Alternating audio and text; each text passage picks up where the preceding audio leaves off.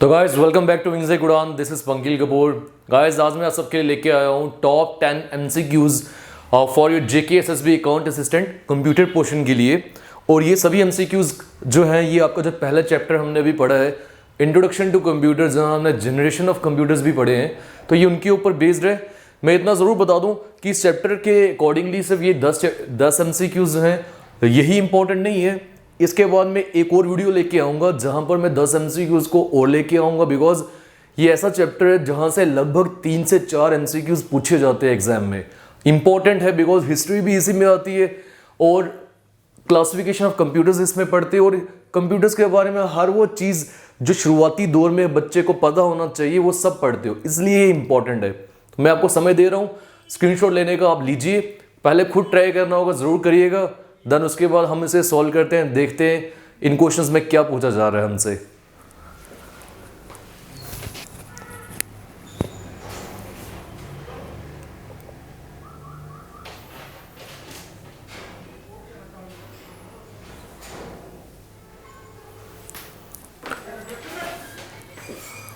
तो guys I hope आपने screenshot ले लिया होगा। चलिए शुरू करते हैं।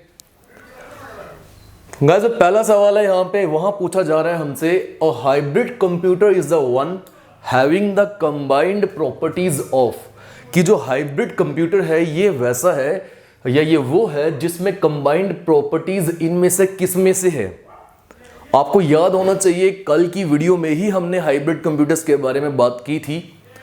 हाइब्रिड का मीनिंग ही यही होता है कि ये मिक्सचर है, और हमने ये भी पढ़ा था अगर आपको याद हो कि जो एनालॉग और डिजिटल जो टाइप्स ऑफ कंप्यूटर्स पढ़े थे उसके बाद तीसरी टाइप थी हाइब्रिड कंप्यूटर्स, और हाइब्रिड में एनालॉग और डिजिटल इन दोनों का कॉम्बिनेशन आता है। इट सिंपली मींस आपको यहां ढूंढना है ऐसा ऑप्शन जहां एनालॉग और डिजिटल की बात हो रही है, that is option number 3।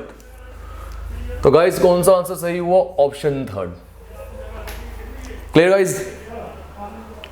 Next पे आते हैं। देखो ये एमसीक्यूज ऐसे हैं क्योंकि आपने थ्योरी और इसका सारा जो भी बेसिक था कॉन्सेप्ट समझे हैं, तो ये एमसीक्यूज बड़े आराम से आप खुद भी कर सकते हो। Which of the following refers to the fastest, biggest and the most expensive computer. बोल रहा है इनमें से कौन सा कंप्यूटर सबसे तेज है, सबसे बड़ा है और सबसे महंगा कंप्यूटर है। तो ये तो आपको क्लियर होना चाहिए बिकॉज इस पर मैंने बहुत बात करी है, हाल ही में कल भी जो वीडियो अपलोड की थी उसी में, and that is super computer. हमने कल बात करी थी कि सुपर कंप्यूटर जो है यह सबसे तेज, सबसे बड़ा और सबसे महंगा कंप्यूटर है। महंगा इसलिए भी बिकॉज पावर कंजप्शन इसमें बहुत ज़्यादा है, बहुत ज़्यादा है। और दूसरा इसमें मैंने बताया था इसकी मेमोरी बहुत बड़ी होती है, तो हर वो चीज़ इसमें है जो हमें ज़रूरत है हाई एंड स्पेसिफिकेशंस या हाई एंड रिक्वायरमेंट्स में। Moving on to question 3, computer can not perform. Computer जो है वो इनमें से कौन सी चीज जो है वो परफॉर्म नहीं कर सकता। देखो गाइस मैंने आपको कल ही नोट में एक बात लिखवाई थी कि कंप्यूटर जो है, जहां हमने फीचर्स या कैरेक्टरिस्टिक्स पढ़े थे, कंप्यूटर का आईक्यू नहीं है ना ही इमोशंस है। इट सिंपली मींस कंप्यूटर का अगर आईक्यू नहीं है तो वो खुद सोच नहीं सकता। आप जो उसे बोलोगे करने के लिए वो सब वो करेगा। चाहे आपने मिसाइल लॉन्च करनी है और किसी कंट्री को टारगेट करना है, चाहे आपने बड़ी बड़ी कंप्यूटर की जो इंपॉर्टेंट फाइल्स है अपनी आपको गुस्सा आया आपने डिलीट करनी है, तो वो नहीं बोलेगा यार ये इंपॉर्टेंट है, बिकॉज उसका आईक्यू नहीं है, वो सोच नहीं सकता।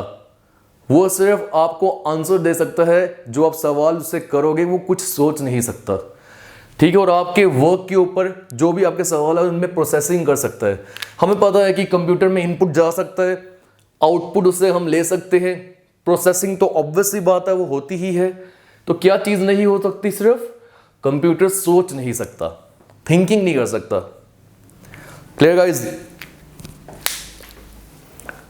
नेक्स्ट पे आते। देखो नेक्स्ट क्या बोल रहा है, artificial intelligence is an example of. Artificial intelligence जो एआई है ये इनमें से किस जनरेशन की एग्जांपल है? तो अब हमें ऑप्शंस भी देखने की जरूरत नहीं है बिकॉज आपने इतने अच्छे तरीके से पढ़ा है। वहां मैंने बताया था कि जो 5th जनरेशन है जो प्रेजेंट से बियॉन्ड तक चल रही है, वहां पे एआई का बहुत यूज है, आर्टिफिशियल इंटेलिजेंस का बहुत यूज है। तो इट मींस ये किसकी एग्जांपल हुई फिर? Fifth generation of computers. तो option number 4 will be the right answer.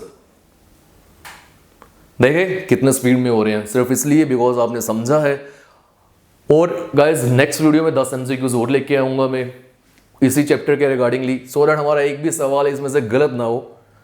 Next, palmtop computer is known as, palm का मतलब हथेली, तो हथेली बोला है, इट मींस एग्जांपल मैंने दी थी इसकी, कह रहा है इसको क्या और बोलते हैं? हथेली में खुद सोचो, क्या पर्सनल कंप्यूटर पीसी आ सकता है हमारा? Not possible. Then tablet computer, tab आ सकता है? आ जरूर सकता है, बट टैब का साइज फिर बहुत बड़ा होता है ही, मतलब एक पाम टॉप कंप्यूटर जो है उसे हम टैब नहीं बोल सकते, ना ही नोटबुक। वो कौन सा होता है? हैंड हेल्ड कंप्यूटर्स, जो हमारा हाथ उसको वो हेल्ड कर सकता है, उसको होल्ड करके रख सकता है। तो पाम टॉप कंप्यूटर को हम हैंड हेल्ड कंप्यूटर्स भी बोलते हैं। Guys moving on to next question, computers that are portable and convenient to use for users who travel are known as. ऐसे वो कंप्यूटर्स जो पोर्टेबल होते हैं, एक जगह से दूसरी जगह तक लेके जाए जा सकते हैं, और वो कन्वीनियंट होते हैं, मतलब वो फायदेमंद या वो आसानी से इस्तेमाल किए जा सकते हैं उन लोगों के द्वारा जो ट्रैवलिंग करते हैं। It simply means portable, travelling करते हैं तो साथ लेके जाएंगे ना। तो वो क्या होते हैं? लैपटॉप्स। क्या हम अपने पर्सनल कंप्यूटर पीसी को, डेस्कटॉप को उठा के लेके जा सकते हैं? क्या सुपर कंप्यूटर को उठा के लेके जाया जा सकता है? तो super computer is not possible, ना ही मेन फ्रेम, ना ही mini, and that is laptop. तो क्वेश्चन 6 का answer will be laptop. Guys next question is, first generation computers were based on. मैंने बहुत इजी लैंग्वेज में आपको ये वीडियो में बताया था, और जब भी हमने जनरेशन की बात की थी मैंने उसके आगे नाम भी लिखा था। फर्स्ट जनरेशन कंप्यूटर्स जो है वो वैक्यूम ट्यूब्स के ऊपर बेस्ड हैं, इसी वजह से उनका साइज जो है वो बहुत ही ज्यादा बड़ा होता था। तो that will be based on vacuum tubes. Clear? देखो यही सवाल आगे कि कंप्यूटर का साइज जो है वो सबसे बड़ा किस जनरेशन में था? भाई कंप्यूटर का साइज सबसे बड़ा था फर्स्ट जनरेशन ऑफ कंप्यूटर्स में। आज के समय पे कंप्यूटर का साइज बहुत कम हो गया है। आप जरूर ये सोच सकते हो कि सर सुपर कंप्यूटर का साइज तो बहुत बड़ा है। तो भाई सुपर कंप्यूटर वो एक कंप्यूटर नहीं होता, मैंने बताया that is a combination of lakhs of computers. तो वो साइज तो बड़ा होना ही है ना। ये जो बात की जा रही है ये नॉर्मल कंप्यूटर की बात की जा रही है। फर्स्ट जनरेशन में साइज बहुत बड़ा था।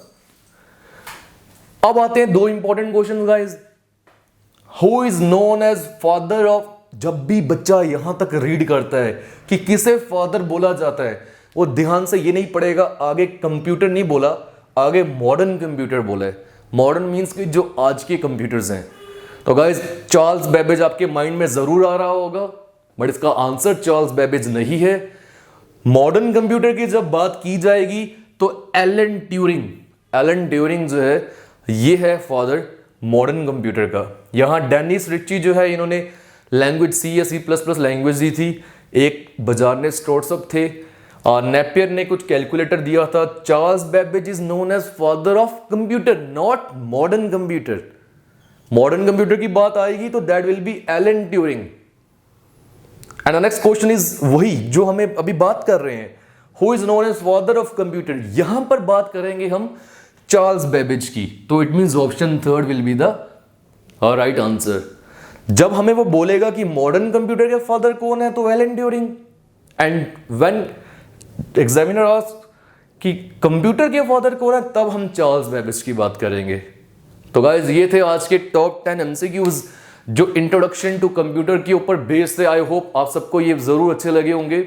ये वीडियो जरूर शॉर्ट में होगी बिकॉज MCQs का करवाने में उतना समय नहीं लगता जितना बाकी कॉन्सेप्ट्स को समझाने में लगता है, और हर वो चीज़ जो इस MCQ में आई है वो आपने पढ़ी भी हुई है। आई होप गाइज अच्छा लगा होगा, जरूर शेयर करेंगे अपने फ्रेंड्स के साथ। नेक्स्ट वीडियो जो मैं लेकर आऊँगा मोस्ट प्रोबेबली कल ही वो लेके आऊँगा। आज मेरी कोशिश होगी फिजिक्स की एक वीडियो लेके आए, तो उस वीडियो में हम नेक्स्ट 10 MCQs लेंगे इसी चैप्टर से, और उससे पहले मेरी कोशिश होगी कुछ यूनिवैक, एनीएक उनके बारे में बात करने के लिए, जो कैलकुलेटर्स शुरुआत में आए थे उनके बारे में बात करने के लिए। तो नेक्स्ट वीडियो में देखेंगे।